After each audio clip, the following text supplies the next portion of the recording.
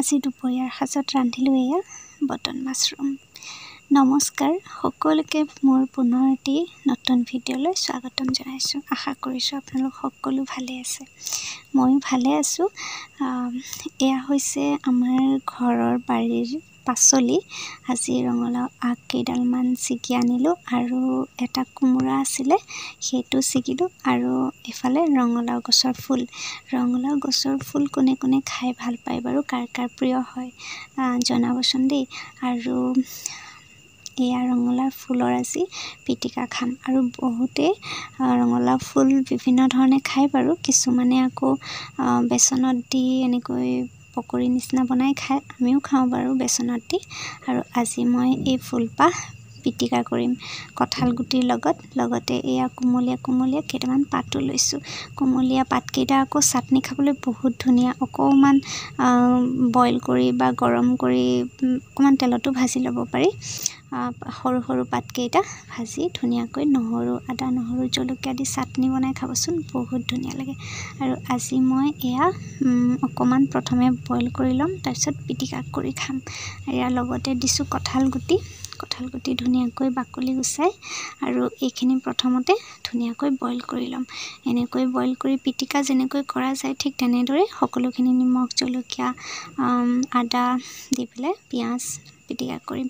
আৰু এইফালে হৈছে এয়া ধুই আছোঁ গাজ টেঙা, বজাৰৰ পৰা কিনি অনা আছিলে, বটলটোতে আছিলে আৰু বটলটোত হয়তো কেনেকৈ বা ৰাখিছিলে সেইটো নাজানো, সেইকাৰণে 2-3 বাৰ মই গাজ টেঙাখিনি ধুই লৈছোঁ।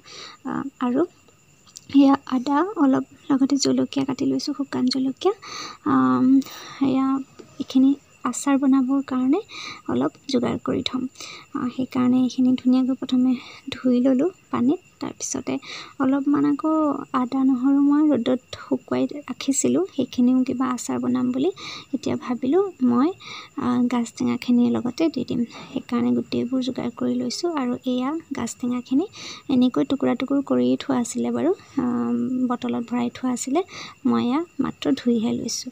তাৰপিছতে সেইফালে এয়া শুকুৱাই থোৱা আদা নহৰুখিনি আৰু এয়া কেঁচা আদা অলপো কাটি লৈছোঁ, কেঁচা নহৰু নহয় দেই। এয়া এইখিনি ধুনীয়াকৈ টুকি লৈছোঁ পানীৰ পৰা। গাজ টেঙাখিনি এনেকৈ পানীৰ পৰা টুকি লৈ তাৰপিছত লগতে মিক্স কৰিছোঁ এয়া আদা নহৰু যিখিনি কাটি লৈছিলোঁ, জলকীয়া সকলোখিনি দিছোঁ আৰু ৰংগুড়া অলপ দিছোঁ, অলপ নিমখ দিছোঁ। নিমখখিনি চাব, বহুত বেছি দিলেও চোকা হৈ যাব, বেয়া লাগিব খাবলৈ, সেইকাৰণে অলপ সোৱাদ অনুসৰি জোখ পৰিমাণে নিমখখিনি দিলেই হ'ল। সকলোখিনি দি পেলাই এতিয়া এইখিনি ভালদৰে মিক্স কৰিম। আৰু এয়া চাওক ধুনীয়াকৈ একদম ভালদৰে মিক্স কৰি লোৱা হৈ গৈছে। তাৰপিছতে 2-3 দিন ৰ'দত দিম। অলপ কেঁচা গাজ টেঙা ৰাখি থৈছোঁ তৰকাৰী বা ভাজি খাবলৈ বা কেতিয়াবা এনেই অকণ খাবলৈ কাৰণে, নিমখ অকণমান দি পেলাই ধুনীয়াকৈ বটলত ভৰাই থৈ দিম। আৰু এইখিনি এতিয়া এনেকৈ যোগাৰ কৰিলোঁ, ৰেডি হৈ গৈছে। এইখিনি ধুনীয়াকৈ কেইদিনমান ৰ'দত দিম।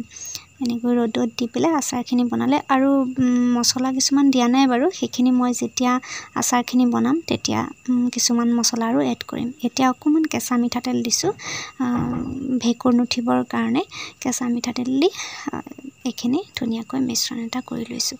আৰু ৰ'দত দি থাকিলে বাৰু এনেও ভেঁকুৰ নুঠে, কিন্তু ৰ'দ নাপালে বেয়া হ'ব। ৰ'দ নাপালে লগে লগে আচাৰ বনাই দিব পাৰি, মই অকণমান ৰ'দত শুকুৱাই ল'ম। এইখিনি ৰেডি কৰা হৈ গ'ল। এতিয়া আহিলোঁ বাৰীৰ ফালে। বাৰীত সোমালোঁ, বেঙেনাকেইটা একদম ধুনীয়াকৈ লাগি আছে। আৰু এইবাৰহে বেঙেনা মানে বহুতকেইটা গছত আছে আৰু ৰাখিব পাৰিছোঁ।